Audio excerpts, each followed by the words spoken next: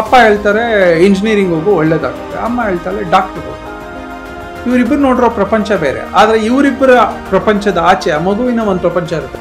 ಚರ್ಚೆ ಜಗಳದಲ್ಲಿ ಆಗ್ತಾ ಇದೆ. ನಮ್ಗೆ ಜಗಳಕ್ಕೆ ಮುಂಚೆ ಆಗ್ತಾ ಇದೆ. ಒಂದು ಮನೆಯಲ್ಲಾಗ್ಲಿ ಒಂದು ಆಫೀಸಲ್ಲಾಗ್ಲಿ ನಂಗೆ ಇಷ್ಟ ಬಂದಂಗೆ ನಾನು ಬದುಕೋದು, ನಮ್ಮ ಮನೆಯೊಳಗೆ ಇಷ್ಟ ಬಂದಂಗೆ ಅವ್ರು ಬದುಕೋದು, ನಮ್ಮ ಮಕ್ಳಿಗೆ ಇಷ್ಟ ಬಂದಂಗೆ ಅವ್ರು ಬದುಕೋದು. ನಾವು ಯಾವಾಗಲೂ ಇಂಡಿಸಿಸಿವ್ನೆಸ್ನ ನಮ್ಮ ವೀಕ್ನೆಸ್ ಮಾಡ್ಕೊಂಡ್ಬಿಟ್ರೆ ಡಿಸಿಷನ್ ತಗೊಳಕ್ಕೆ ಆಗ್ತದೆ. ನಿನ್ನ ಕಾಲ ಮೇಲೆ ನೀನು ನಿಂತ್ಕೋಬೋದಾ, ಚಾಲೆಂಜಸ್ ಏನು, ಅಪ್ಪ ಅಮ್ಮ ಇದನ್ನ ಚರ್ಚೆ ಮಾಡಬೇಕು.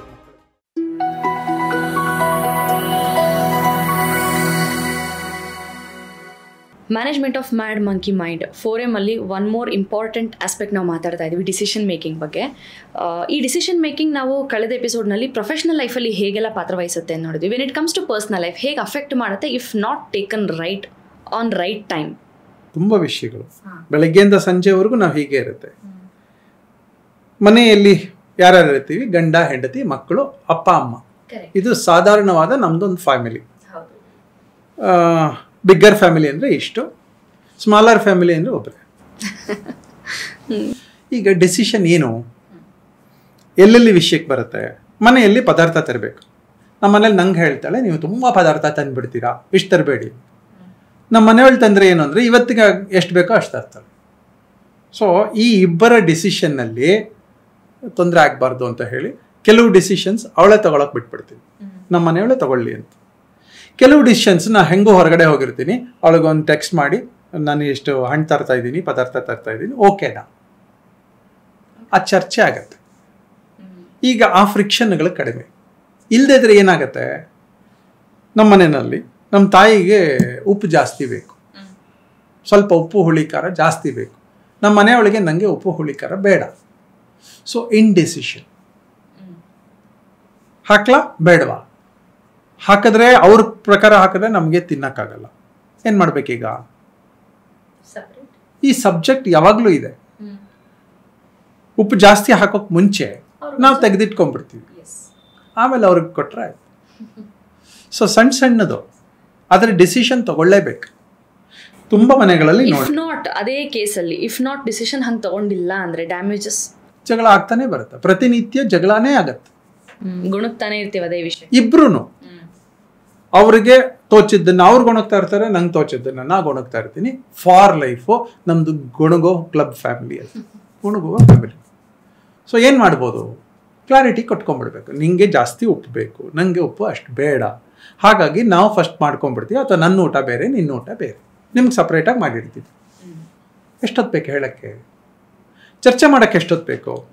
ಅದನ್ನ ಕೋಪದಲ್ಲಿ ಏನು ಚರ್ಚೆ ಮಾಡಬೇಕಾಗಿಲ್ಲ ಅಲ್ವಾ, ಆರಾಮದಲ್ಲೇ ಚರ್ಚೆ ಮಾಡ್ಬೋದು. ನಿಮ್ಮ ಹ್ಯಾಬಿಟ್ ಬೇರೆ, ನಮ್ಮ ಹ್ಯಾಬಿಟ್ ಬೇರೆ.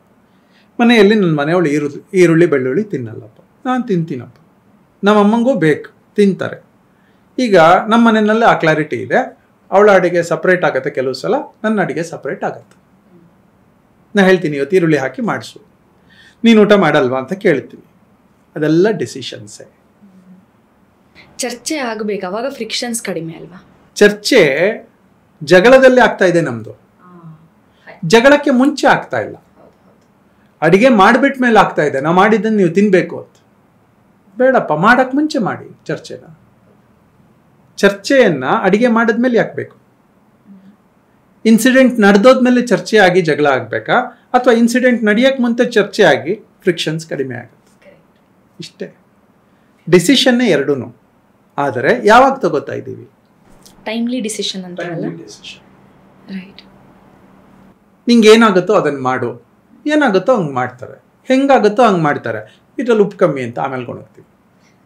ಸೊ ನಾವು ಇಂಡಿಸಿಸಿವ್ ಆಗಿದ್ದು ಆಮೇಲೆ ಅವ್ರನ್ನ ಗೊಣಗ್ತೀವಿ. ಡಿಸಿಷನ್ನೇ ತಗೊಳ್ಳಿ.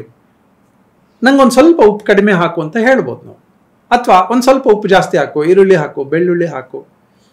ನಾನ್ ವೆಜ್ನವರಾದರೆ ನನಗೆ ಇಂಥದ್ದು ನಾನ್ ವೆಜ್ ಬೇಕು. ಆ ಕ್ಲಾರಿಟಿ ಕೊಡೋಕ್ಕೇನು ಕಷ್ಟ ನಮಗೆ?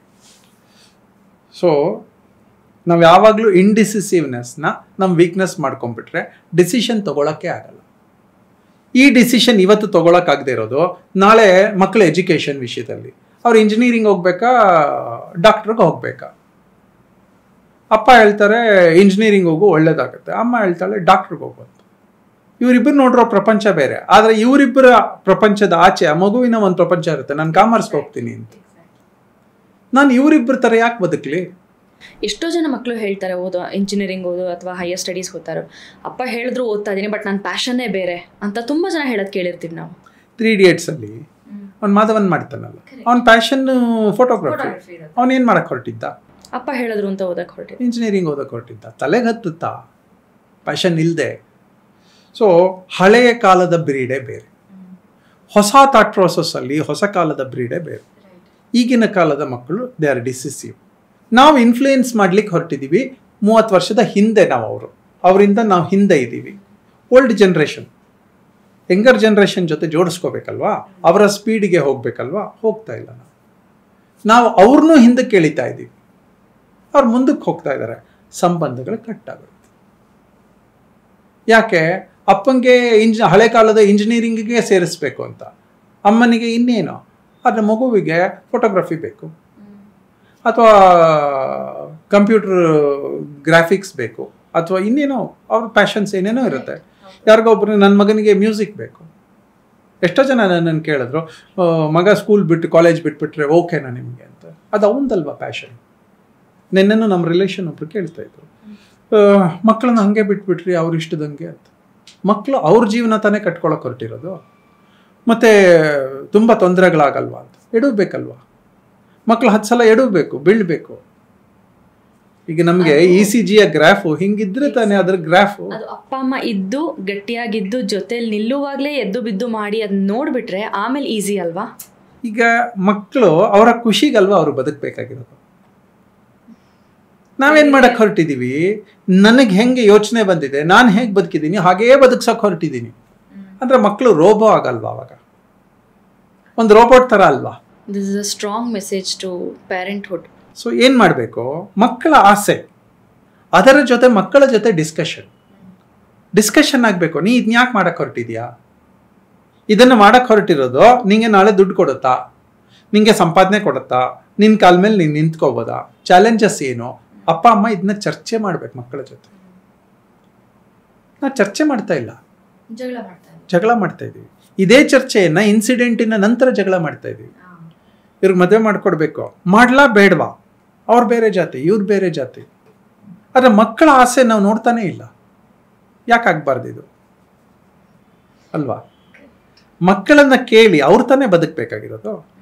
ನಿಂಗೆ ಓಕೆನಾ, ನಿಂಗೆ ನಂಬಿಕೆ ಇದೆಯಾ, ನೀನು ಹೊಂದ್ಕೋಬಹುದಾ, ಎಲ್ಲ ಪ್ಯಾರಾಮೀಟರ್ಸು ಚೆಕ್ ಮಾಡಿದೀಯಾ, ಅವರ ಮನೆಯ ಕಂಡೀಷನ್ ಏನು, ನಮ್ಮ ಮನೆಯ ಕಂಡೀಷನ್ ಏನು, ಚರ್ಚೆ ಆಗ್ಬೋದಲ್ವಾ.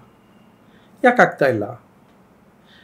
ಇಡೀ ಜಗತ್ತು ಫ್ರಿಕ್ಷನ್ಸ್ ಯಾಕೆ ಆಗ್ತಾ ಇದೆ, ಕೋರ್ಟಲ್ಲಿ ಇಷ್ಟು ಕೇಸಸ್ ಯಾಕೆ ಆಗ್ತಾ ಇದೆ? ಅನ್ಅನಲೈಸ್ಡ್ ಇನ್ಫಾರ್ಮೇಶನ್, ಪ್ರಾಪರ್ಲಿ ನಾಟ್ ಡಿಸೈಡೆಡ್ ಅಲ್ವಾ. ಹಾಗೆ ಡಿಸಿಷನ್ ತಗೊಳ್ಳುವಾಗ ಅನಲೈಸ್ಡ್ ಇನ್ಫಾರ್ಮೇಶನ್ ಇಲ್ಲ ನಮ್ಮ ಹತ್ರ. ನಮ್ಮಲ್ಲಿ ಇದಕ್ಕೆ ವಯಬಿಲಿಟಿ ರಿಪೋರ್ಟ್ ಅಂತ ಪ್ರೊಫೆಷನಲಿ ಕರಿತೀವಿ. ಯಾವುದೇ ಒಂದು ಪ್ರಾಜೆಕ್ಟು ಸಕ್ಸಸ್ ಆಗಬೇಕಂದ್ರೆ ಒಂದು ವಯಬಿಲಿಟಿ ರಿಪೋರ್ಟ್ ಇರಬೇಕು. ಈ ಪ್ರಾಜೆಕ್ಟು ಹೀಗೆಲ್ಲ ನೋಡಿದ್ರೆ ಇಷ್ಟು ರಿಸ್ಕ್ ಇದೆ, ಇಷ್ಟು ಪ್ರಾಫಿಟ್ ಇದೆ. ಇದನ್ನು ಅನಲೈಸ್ ಯಾರು ಮಾಡಿರ್ತಾರೆ ಅವರಿಗೆ ರಿಸ್ಕ್ ಎಷ್ಟು ಅಂತಲೂ ಗೊತ್ತು, ಪ್ರಾಫಿಟ್ ಅಂದಾಜು ಎಷ್ಟು ಬರುತ್ತೆ ಅಂತಲೂ ಗೊತ್ತು, ಎಷ್ಟು ಸಮಯದಲ್ಲಿ ಪ್ರಾಜೆಕ್ಟ್ ಆಗುತ್ತೆ ಅಂತಲೂ ಗೊತ್ತು. ಅದು ಯಾವ ಪ್ರಾಜೆಕ್ಟ್ ಬೇಕಿದ್ರೂ ಆಗಿರ್ಬೋದು, ಎಂಪ್ಲಾಯಿನೇ ಆಗಿರ್ಬೋದು. ದೊಡ್ಡ ಹುದ್ದೆಗೆ ಹೋಗ್ಬೇಕಂದ್ರೆ ಈ ಕ್ವಾಲಿಟೀಸ್ ಬೇಡವಾ, ಡೆಸಿಷನ್ ತೆಗೆದುಕೊಳ್ಳುವ ಕ್ವಾಲಿಟೀಸ್ ಬೇಡವಾ. ಒಂದು ಜಾಗ ಡಿಸೈಡ್ ಮಾಡಬೇಕು, ಅದು ಸ್ವಂತಕ್ಕೆ ಮನೆದಾದರೂ ಆಗಿರ್ಬೋದು, ಪ್ರೊಫೆಷನಲಿ ಒಂದು ಆಫೀಸ್ಗಾದರೂ ಆಗಿರ್ಬೋದು. ಜಾಗ ಡಿಸೈಡ್ ಮಾಡಬೇಕು. ಈ ಜಾಗ ಎಲ್ಲದರಲ್ಲೂ ನಂಗೆ ಚೆನ್ನಾಗಿದೆ, ಪಾರ್ಕಿಂಗ್ ಇದೆ, ಹಣ ಕಮ್ಮಿ ಅಥವಾ ಸ್ವಲ್ಪ ಹಣ ಜಾಸ್ತಿ ಆದ್ರೂ ಕೂಡ ನನಗೆ ಆ್ಯಂಬಿಯನ್ಸ್ ಇದೆ, ಬಸ್ ಸ್ಟ್ಯಾಂಡ್ ನಿಯರ್ ಇದೆ. ಹೀಗೆಲ್ಲ ಯೋಚನೆ ಮಾಡಿ ಅಲ್ವಾ ನಾವು ತಗೊಳ್ಳೋದು. ಅನಲೈಸ್ ಮಾಡಲ್ವಾ, ಚರ್ಚೆ ಮಾಡ್ಕೊಳ್ಳಲ್ವಾ. ಕೆಲವು ಸ್ವಂತ ಚರ್ಚೆ ಆಗಬೇಕು. ಅಥವಾ ಸೋಲ್ ಪ್ರೊಪ್ರೈಟರಿ ಕಂಪನಿ ಇರುತ್ತೆ, ಒಬ್ಬರೇ ಇರ್ತಾರೆ, ಅವರು ಸ್ವಲ್ಪ ಅನಲೈಸ್ ಮಾಡ್ಕೋಬೇಕು. 3-4 ಜನರ ಜೊತೆ ಬದುಕುವಂಥ ಪಾರ್ಟ್ನರ್ಶಿಪ್ ಕಂಪನಿಗಳು, ಪ್ರೈವೇಟ್ ಲಿಮಿಟೆಡ್ ಕಂಪನಿಗಳು 4 ಜನರ ಜೊತೆ ಮಾತಾಡಬೇಕು. ಆ ಒಳಗಡೆ ಯಾರ್ಯಾರು ಇದ್ದಾರೆ ಅವ್ರ ಜೊತೆ ಮಾತಾಡಬೇಕು. ಒಂದು ಮನೆಯಲ್ಲಾಗಲಿ ಒಂದು ಆಫೀಸಲ್ಲಾಗಲಿ ನಂಗೆ ಇಷ್ಟ ಬಂದಂಗೆ ನಾನು ಬದುಕೋದು, ನಮ್ಮ ಮನೆಯೊಳಗೆ ಇಷ್ಟ ಬಂದಂಗೆ ಅವಳು ಬದುಕೋದು, ನಮ್ಮ ಮಕ್ಕಳಿಗೆ ಇಷ್ಟ ಬಂದಂಗೆ ಅವ್ರು ಬದುಕೋದು ಮನೆಯೊಂದು 3 ಬಾಗಿಲು ಆಗುತ್ತೆ, ಚೆನ್ನಾಗಿರುತ್ತಾ? ಆಗಲ್ಲ. Every day friction. ಅದಕ್ಕೆ ಚರ್ಚೆಯ ನಂತರ ಒಂದು ಡಿಸಿಷನ್.